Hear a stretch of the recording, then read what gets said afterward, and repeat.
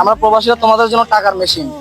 যতক্ষণ টাকা পাঠাবো ততক্ষণই তোমাদের জন্য ভালো। তোদের প্রবাসীদের জবাব নাই, কেমনে দেশে যাবি, কেমনে দেশে যাবি, কেমনে দেশে যাবি, বসে বসে খাবি, চিল্লাই রাখ, আমরা বুঝি তো। আচ্ছা ঠিক আছে, আমি যেহেতু টাকার মেশিন, তাহলে আমি চলে যাচ্ছি। আমি আর আসবো না, আমি আবার চলে যাচ্ছি। ভাইয়া কখন ল্যান্ড করলেন? আমি এই তো কেবল আড়াইটা বাজে ল্যান্ড করছি। ও আচ্ছা, ল্যান্ড করে কি আগে বাসে গেছেন? না, এখনো বাসা যাই নাই। আমি চাচ্ছি যে আপনার মাধ্যমে আমার বাবাকে একটা সারপ্রাইজ দিব। ও আচ্ছা, তার মানে আমাকে কল দিয়ে মাত্র চলে আসছেন। জি জি। আচ্ছা ঠিক আছে। আঙ্কেলরা তো জানে না, না? না না, ওরা জানে না। আচ্ছা, জানলে ওনাদের রিয়েকশনটা কেমন হতে পারে? ওদের রিয়াকশনটা সেটা বলতে পারি না, তবে আশা করি ভালোই হবে। ওদের অনেক এক্সাইটেড হবে, ওরা খুশি হবে। তাই? আচ্ছা ঠিক আছে, তাহলে কল দেন আঙ্কেলকে। चलिए शुरू करते हैं। আসসালামু আলাইকুম আব্বু, কেমন আছো? ওয়ালাইকুম সালাম বাবা, কি খবর আপনার? আলহামদুলিল্লাহ, এই তো ভালো আছি। খাওয়া দাওয়া করছো? হ্যাঁ বাবা, খাওয়া দাওয়া করছি। আপনি করছেন? এই তো বাবা, আমার খাওয়া দাওয়া করছে। তখন আর কল দিয়ে যাচ্ছে, কি বেরোবে নাই? এখন কল দিছি বাবা, আপনাকে একটা সারপ্রাইজ দেওয়ার ছিল। আমাকে সারপ্রাইজ দিবি যে তুই আবার কি সারপ্রাইজ দিবি? হঠাৎ যে সময় হাত দিবি যে আপনার এখন তো ডিউটির টয়। এখন ডিউটি বলতে বাবা, আমি তো দেশে চলে আসছি। আমি বুঝি নাই মস্কারি করতে কি দিয়ে চলে আসছে। না বাবা, কোন মস্কার না, সিরিয়াস বলতেছি, আমি তো দেশে চলে আসছি। কি দেশে চলে আসছে বুঝলাম না, কি দেশে চলে আসছো? পাগলের মুখ পাগলানো করতে তুই কি দেশে চলে আসছো? দেশে বলতে আমি চাইছিলাম, আমি একটু অসুস্থ, 6 বছর থাকার কথা, ওই জায়গায় 5 বছরে চলে আসছি। Just দেশের থেকে 5 বছর হচ্ছে, 6 বছর করে তুমি গেছিল না, কিসের মেয়াদ ছিল না, কিভাবে চলে আসছো?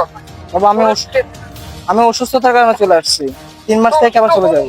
অস্ট্রেলি কি অস্ট্রেলি এখানে জ্ঞানে ওখানে চিকিৎসা নাই, বাইরে তৈরি করে চিকিৎসা ভালো হয়। এখানে বাংলাদেশে কাজ চিকিৎসা করতে আসতো পুরো ভাই একটা ঘরের মধ্যে এখন তোর কোনকে পেয়ে দিনে এখনো তোর একটা গদ খুলতে পারি নাই। কি মস্কারি করছিস তো করছিস নাকি এই চলে আসছিস বলতে তো?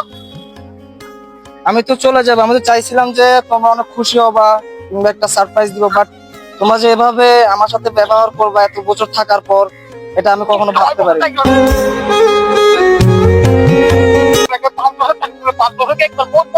মানুষ 20 বছর 30 বছর থাকে না বিদেশে, তারা কিভাবে থাকে? 5 বছর থাকলে তো বিদেশের মধ্যে। এখন বিদেশের মধ্যে বাবা, আমি তো অসুস্থ না হলে আমি আসতাম না, তাই না? তো চিকিৎসা অসুস্থ ওখানে ওষুধ নাই মনে হয়। হ্যাঁ, ওখানে ওষুধ নাই, তোকে এত টাকা দিয়ে পাঠাইলাম, তারপরে এখন কি হবে? এখন ভালো করে টাকাগুলো তো পরিশোধ করতে হবে নাই। 5 বছরে কয় লাখ টাকা 20 লাখ টাকাও দিয়ে দেবো। জমিনে ছেড়ে দেয় 5 বছরে প্রায় 70 লাখ টাকার কাছাকাছি দিচ্ছে। আমি টাকার এক মেশিন, আমি এখন বাবা, আমি তো একলা, আমি যতটুকু চেষ্টা করছি আমি তো পাঠাইছি, বাট অসুস্থতা সেটা তো আল্লাহ দান, সেটা যে আল্লাহ আমাকে দিবে আমি তো জানি না। তোদের প্রবাসীদের জবাব নাই, কেমনে দেশে যাবি, কেমনে দেশে যাবি, কেমনে দেশে যাবি, বসে বসে খাবি, চিল্লাই রাখ, আমরা বুঝি তো। তোর তো কোনো ফ্যামিলি, কোনো রেসপন্সিবিলিটি বলে তোর কিছু থাকে না। টাকার এক মেশিন, আমি মনে করছি তোমরা একটু খুশি হবা, এক্সাইটেড হবা, বাট আমি এসে মনে করলাম যে মাথার উপর পানি মাত্র চুলটা খুশি তো কেউ বলে কি আছে যে উঠতে রাজি বলবে চল দেশে চলে আসছো।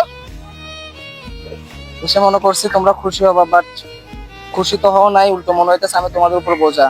আসলে সত্যি কথা বলতে কি বাবা জানো, আমরা প্রবাসীরা তোমাদের জন্য টাকার মেশিন। যতক্ষণ টাকা পাঠাবো ততক্ষণই তোমাদের জন্য ভালো। আমি কেমন আছি, টাকা পাঠিয়ে নিতে পারলে আচ্ছা ঠিক আছে, আমি যেহেতু টাকার মেশিন, তাহলে আমি চলে যাচ্ছি। আমি আর আসবো না, আমি আবার চলে যাচ্ছি।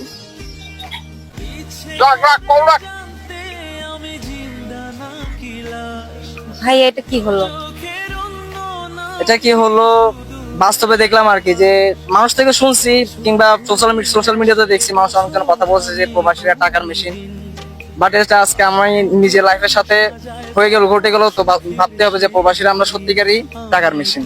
টাকার এক মেশিন, আমি টাকার এক মেশিন, আমি টাকার এক মেশিন, আমি টাকার এক মেশিন।